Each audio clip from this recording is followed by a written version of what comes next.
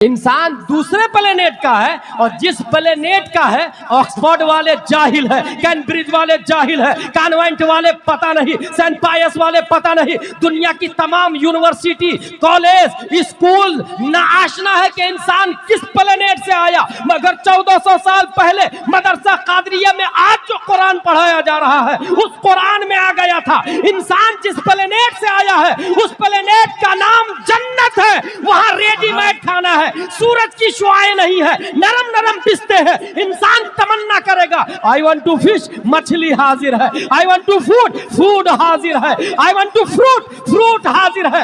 इंसान इस गोले का नहीं है, जन्नत का है। और इन्ना लिल्लाहि व इन्ना इलैहि राजिऊन इस लफ्ज का माना ही है आया भी वही से है, जाने वाला भी वही का है। और इंसान ने, कुरान ने यह भी बता दिया कि इंसान पहले बंदर की औलाद नहीं है, पहले बंदर नहीं था, कीड़े मकोड़े नहीं था, मेंढक छिपकली मगरमच्छ नहीं था, डायनासोर से इंसान नहीं बना बल्कि इंसान मिट्टी से बना है। वल्लज़ी खलक़कुम मिन तुराब। और पहला इंसान जो दुनिया में आया वो कोई शंकर पार्वती नहीं है, पहले इंसान का नाम हजरत आदम है और पहली औरत का नाम हजरत हव्वा है। जिंदाबाद जिंदाबाद जिंदाबाद, हक है बेशक। सुभान अल्लाह सुभान अल्लाह, बेशक सुभान अल्लाह सुभान अल्लाह। दूसरे सी की बात चल रही है, कॉन्फिडेंस की बात करें ना तो इस्लाम से ज्यादा एतमाद किसी एजुकेशन में नहीं। हक है बेशक। बताइए, हमारे नबी भी आए तो वो यही बोले कि पहला इंसान हजरत आदम। हर सदी में जीनियस और साइंटिस्ट लोग आए हैं मोमिनों में, सबने यही कहा पहला इंसान आदम, पहली खातून हजरत हव्वा। दो सी की बात चल गई, वमा अलैना इल्लल बलाग आने वाला है। तीसरा सी क्या था? क्रिएटिव माइंड, ईजादी ज़हन, ऐसी पढ़ाई जिसके जरिए इंसान मालूमात को तरतीब दे के मजहूलात को हासिल करे, उसको कहते हैं ईजादी ज़हन।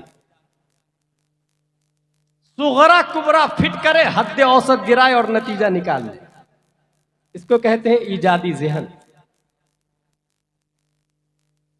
जैद वहाबी है और वहाबी जहन्नमी है तो जैद जहन्नमी है। ये हो गया मंतिक, सुगरा कुबरा इसी को कहते हैं। हलवा में शक्कर है और शक्कर मीठी है तो हलवा मीठा है, इसको कहते हैं मंतिक। ये हद औसत गिरता है, सुगरा कुबरा फिट होता है, नतीजा निकलता है। हुजूर सल्लल्लाहु ताला अलैहि वसल्लम ने जो तालीम दी है, मैं उनके पहले स्टूडेंट नहीं दूसरे स्टूडेंट की बात करूंगा, हजरत उमर फारूक आजम रज़ी अल्लाह ताला अन्हु। 22 लाख मुरब्बा मील के हाकिम। मगर आपको हैरत होगी, ईजादी ज़हन में इस वक्त अमेरिका, लंदन, बर्तानिया, डरबन, पूरी दुनिया उमर फारूक आजम के सिस्टम को अडॉप्ट कर रही है। और शायद ये आप लोग को भी नहीं मालूम, जो पुलिस का डिपार्टमेंट है पूरी दुनिया में, ये पहले नहीं था। इसको लॉन्च करने वाले हजरत उमर फारूक आजम रज़ी अल्लाह ताला अन्हु। अमेरिका उमर फारूक आजम का मोहताज है, दुनिया मोहताज है उमर फारूक आजम। पुलिस का वजूद ही नहीं था। जज का कॉन्सेप्ट उमर फारूक आजम रज़ी अल्लाह ताला अन्हु काजी की हैसियत से बैठा है। सुभान। और पुलिस का वजूद मुजरिम को गिरफ्तार करने के लिए हुआ। एक और पॉइंट की बात बताओ, ये जो खत्तो खिताबत का सिलसिला जो शुरू हुआ था ना, अब तो फोन आया, खत्तो खिताबत का जो सिलसिला शुरू हुआ है, दरअसल एक खातून रात में चारपाई की चोली से आवाज आ रही थी। उमर फारूक आजम ने कहा should be noted this house, घर को नोट कर लिया जाए। नोट किया गया, पता चला उनके शौहर बॉर्डर पर, और कई महीने हो गए। अब सोचा मैं क्या करूं, इनके शौहर को बुलाऊं कैसे। सबसे पहले मसला जाना कि एक औरत शौहर के बगैर कितने महीने रह सकती। उनकी बीवी का इंतकाल हो चुका था, उनकी बेटी थी जो हुजूर सल्लल्लाहु अलैहि वसल्लम की बीवी और मोमिनों की माँ है, हजरत हफ्सा रज़ी अल्लाह ताला अन्हा। उनसे जाके मसला पूछा कि एक खातून अपने शौहर के बगैर कितने महीने रह सकती है। उन्होंने सर झुकाकर उंगलियों के इशारे से कहा 3 या 4, वहीं से कानून लागू हो गया कि 4 महीने से ज्यादा कोई बाहर नहीं रहेगा, उसे अंदर आना पड़ेगा। और इस 4 महीने में अगर कोई मर गया तो खबर कैसे जाएगी? उसके लिए बाजार के बीच में एक टोकरी रखी, कहा जिसको जो खत लिखना हो उस टोकरी में जमा करो। खत को टोकरी में जमा किया जाता, उस टोकरी को ऊंट वाले को दिया जाता, ऊंट वाले लेके सरहद पे जाते थे, फौज जहां रहती थी वहां जाते थे। और अगर स्पीड भेजना हो तो घोड़े का सहारा लिया जाता। इस तरह स्लो डाक और स्पीड डाक का concept, creative mind that is great and genius person Umar Farooq Azam रज़ी अल्लाह ताला। सुभान अल्लाह, सुभान अल्लाह, सुभान अल्लाह, सुभान अल्लाह। यहीं से ये भी मसला जहन में रखे, अरब जाना जायज नहीं है। अमेरिका, लंदन बीवी के बगैर जो जाता है और 4 महीने से ज्यादा रहता है, जायज नहीं।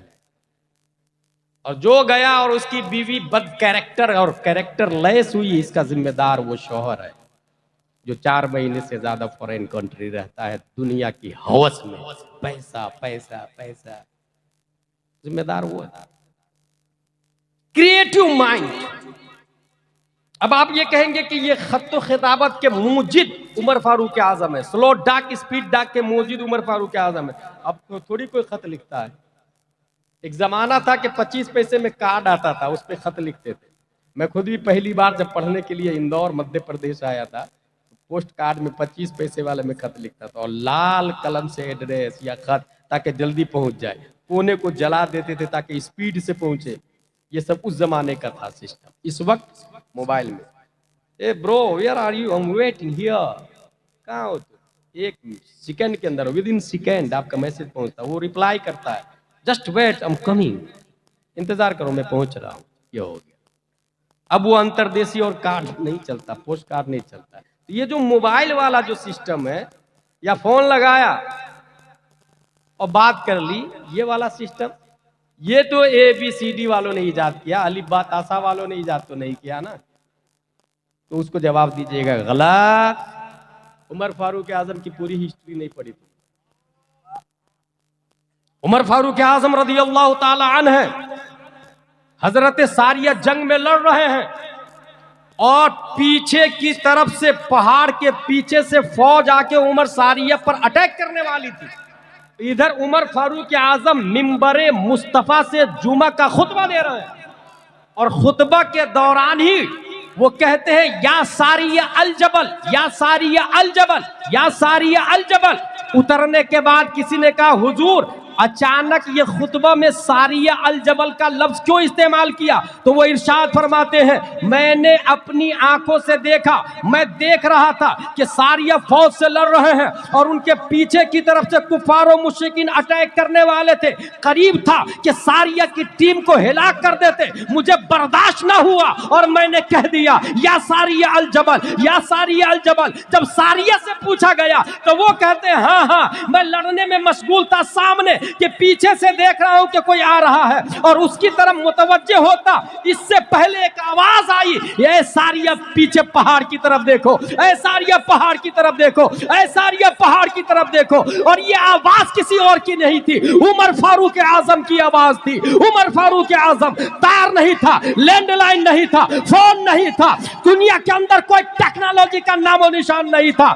हवा की दोस्त पर उमर फारूक आजम की आवाज सारिया के कानों तक पहुंचती है और सारी आवाज को पहचान भी लेते हैं। पता क्या चला, ये मोबाइल का कॉन्सेप्ट कि एक जगह से दूसरी जगह आवाज बगैर मशीन के हवा की बुनियाद पर पहुंचाई जा सकती है। ये कॉन्सेप्ट किसी और ने नहीं दिया, न्यूटन ने नहीं, डार्विन ने नहीं, आइंस्टाइन ने नहीं, ऑक्सफोर्ड ने नहीं, कैम्ब्रिज ने नहीं, सेंट पायस ने नहीं, सेंट जोसेफ ने नहीं। ये कॉन्सेप्ट टेलीफोन और मोबाइल का जिसने दिया है इस्लाम के दूसरे दर्जे के स्टूडेंट उमर फारूक आजम रज़ी अल्लाह ताला।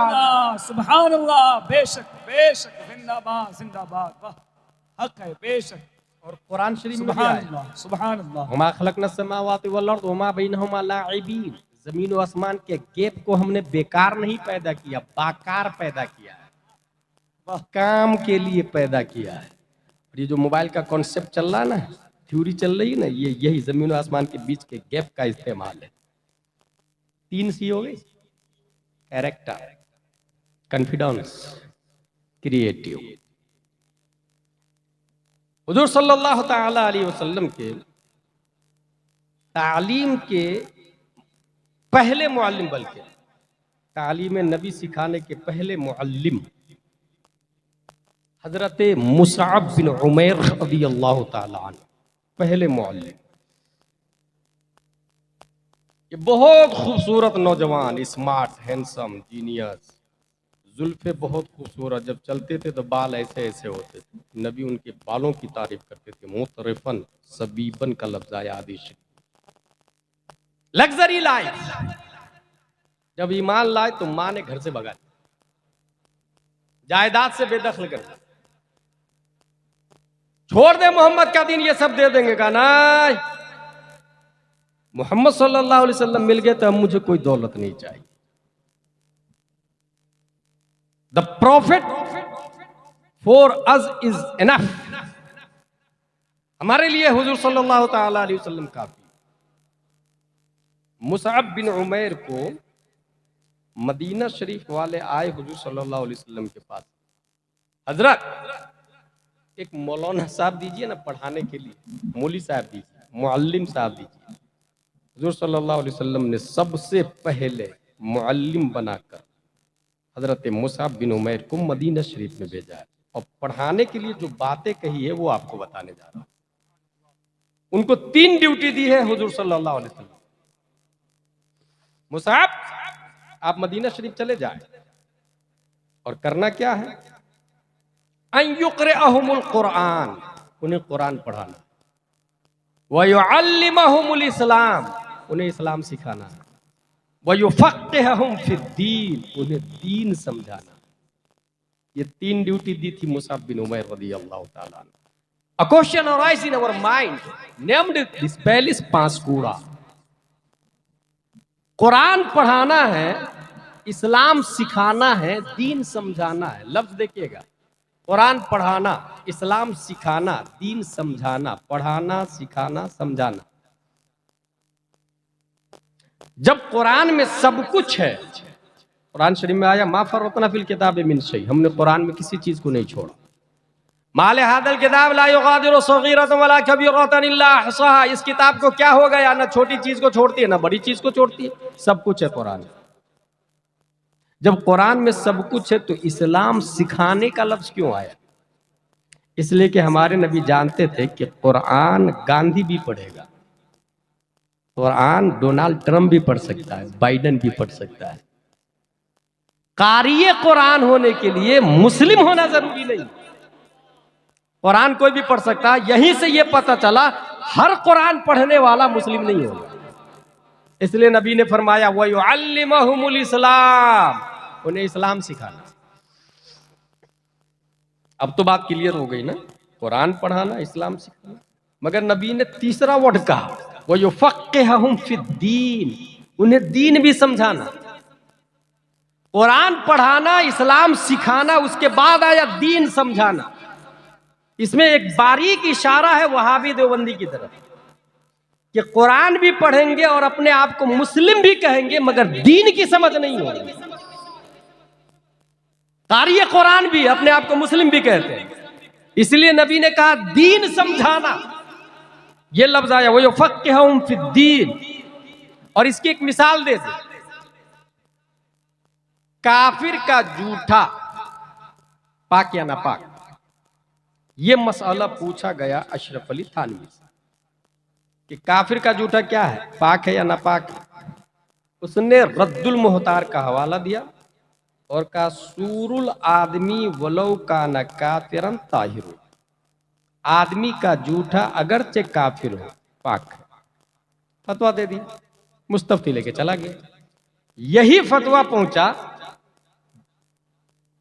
एक ऐसे आदमी की बारगाह में जिन्हें अल्लाह ने दीन की समझ दी थी। उनसे पूछा गया हजरत हजरत काफिर का जूठा क्या है? तो हजरत ने कहा अगर काफिर शराब पी के मुर्दार खा के जूठा किया है तो जूठा हराम, और अगर शक हो के कुल्ली कर लिया है तो जूठा मकरूह है, और अगर यकीन हो कुल्ली कर लिया है तो भी जूठा पीना खिलाफे अदब है, क्योंकि जूठा तबर्रुकन पिया जाता है और काफिर काबिल तबर्रुक नहीं है। 3 किस्में कर दिया। ये 3 किस्में जिसने किया, जिसने कहा पाक है वो अशरफ अली थानवी है, और जिसने 3 किस्में किया है 10 शव्वाल 1272 हिजरी 14 जून 1856 ईस्वी में तसर्रुफात की करवटें लेता हुआ, तमाम क्वेश्चन का आंसर बनकर, तमाम सवालों का जवाब बनकर, उमर फारूक आजम का तेवर बनकर, नकी अली खां की पीठ से बरेली की धरती पर जो बच्चा पैदा होता है, दुनिया इमाम अहमद रजा खान के नाम से याद करती है। 3 किस्में कर दी। पता चला कि तालीम इस्लाम और है, कारी कुरान होना और है, इस मुसलमान होना और है, मगर दीन की समझ होना और है।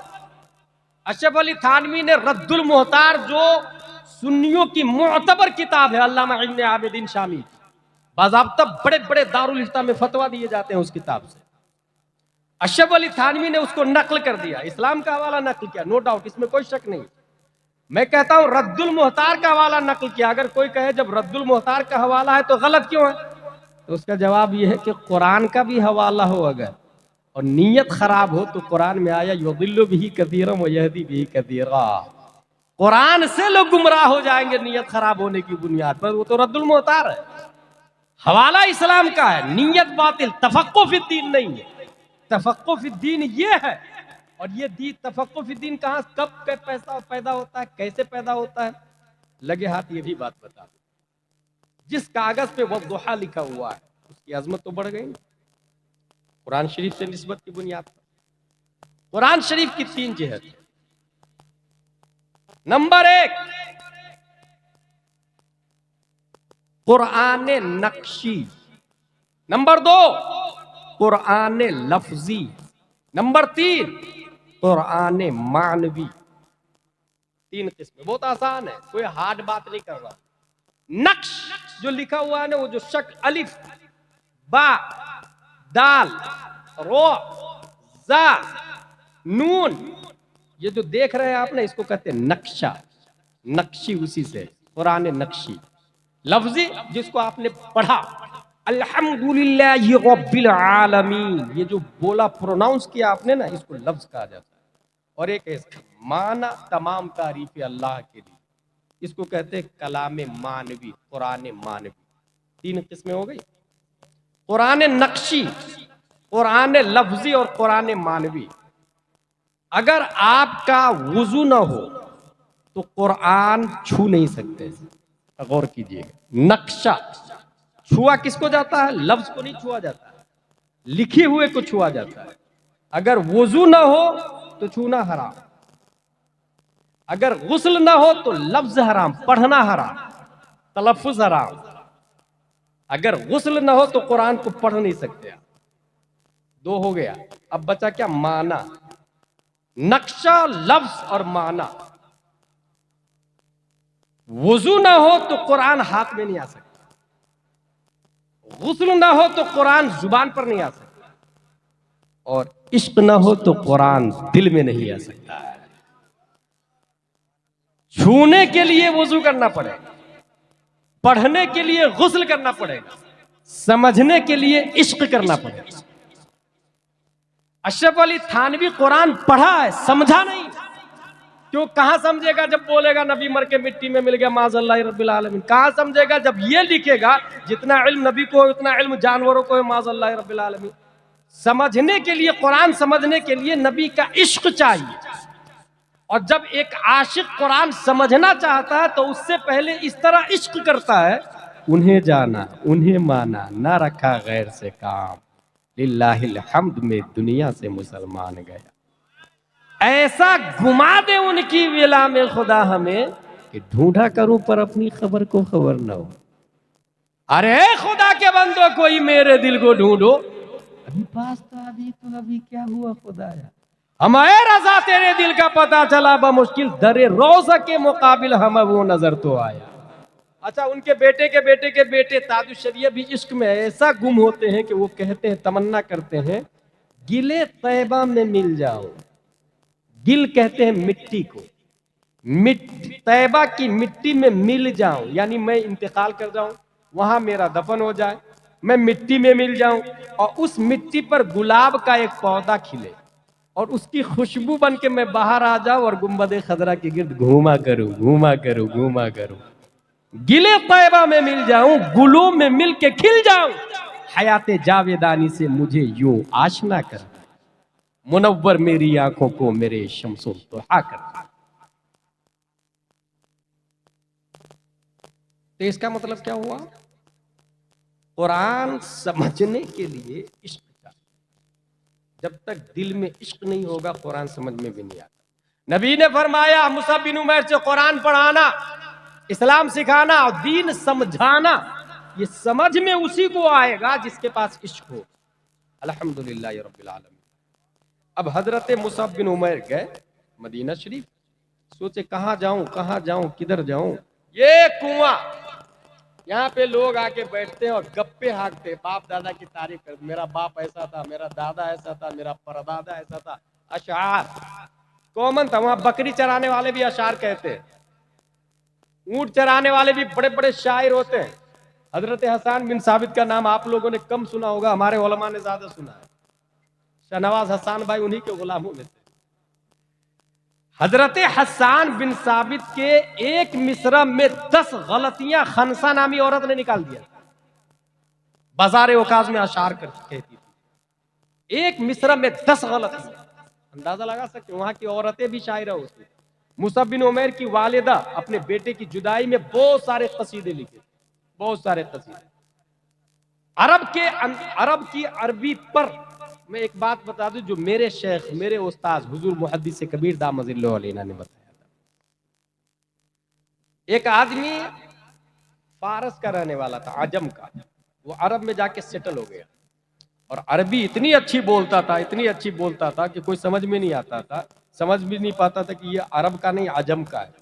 अगर पासपुरा में मैं रहने लग जाऊं और यहाँ की बंगला सीख जाऊं और इस तरह बोलूं कि लोग पहचान नहीं पाए, तो मैं भी फख्र करूंगा ना कि मुझे कोई पता नहीं सकता कि मैं मध्य प्रदेश का रहने वाला हूं या नेपाल का रहने वाला हूं। जुबान बहुत पावरफुल होता है। अजम का आदमी अरब में रह के ऐसा घुल मिल गया कि वो दावा कर दिया एक दिन, मेरी अरबी का ये हाल है कि कोई पकड़ नहीं सकता कि मैं अरब का नहीं। ये बात अरब को अच्छी नहीं लगी। उसमें एक आदमी था, कहा अगर तुम अपने दावा में सच्चे हो ना तो फला देहात में चले जाओ।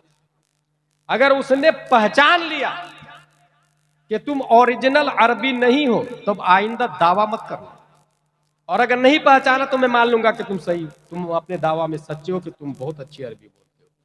हैरत होगी आपको सुने। वो आदमी देहात में जाता है। किसने बताया? ये हुजूर मुहद्दिस कबीर, और ये किताब में लिखा हुआ है, मैंने किताब में भी पढ़ा। वो आदमी देहात में गया, एक दरवाजे पर दस्तक दी, अंदर से एक छोटी सी बच्ची दरवाजे पर आई। वो आदमी बोलता है, ऐना अबूक उरीदु अन अराह, तुम्हारा बाप का, मैं मिलना चाहता हूं। बच्ची का जवाब सुनो, अबी फाइल अल फयाफी फैदा फाल फयोफा। बाउंस कर गया इसके ऊपर, शॉक्ड।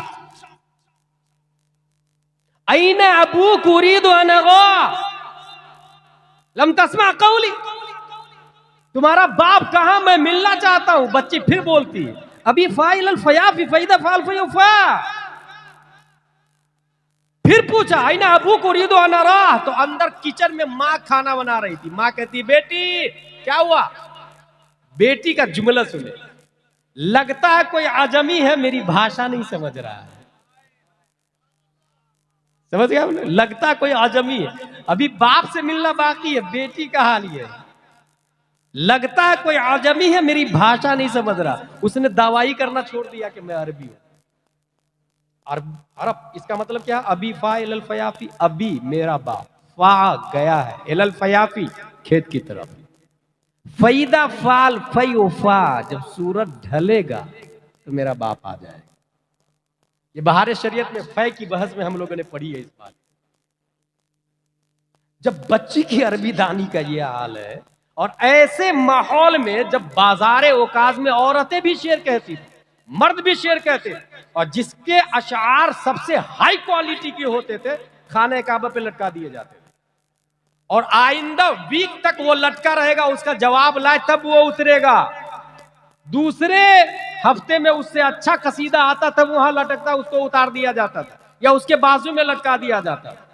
अरब दानी का ये हाल था। और ऐसे में प्यारे मुस्तफा किसी से पढ़े नहीं, और जब कुरान पढ़ना शुरू किया और सुनाना शुरू किया है तो दुनिया को ये मानना पड़ा, तेरे आगे यूं है दबे लचे फुसहा अरब के बड़े बड़े, कोई जाने मुंह में जुबान नहीं बल्कि जिस्म में जा नहीं। मुस्तफा ने अपने एक स्टूडेंट से कहा, जा खाना काबा पे सूरह कौसर को लटका दे। सूरह कौसर को लटका दिया गया। इन्ना आतैना कल कौसर फसल्ली लिरब्बिका वनहर इन्ना शानिअका हुवल अबतर। तसव्वुरात के दुनिया में चले और दुनिया से मुखातब हो जाए कि ला इसका जवाब ला के बता। अरब वालों, तुम्हें अपनी अरबी दानी पर नाज है तो इसका जवाब ला के बता दो। शोराए अरब, तुम जवाब ला के बता दो। अरब के अमाइया में जाहिलियत के शोरा, तुम जवाब ला के बता दो। इमराउल कैस, तुम जवाब ला के बता दो। मुतनब्बी, नाबिगा, तरफा, तुम जवाब ला के बता दो। और सुनो, दुनिया के तमाम इंसानों को जमा कर लो,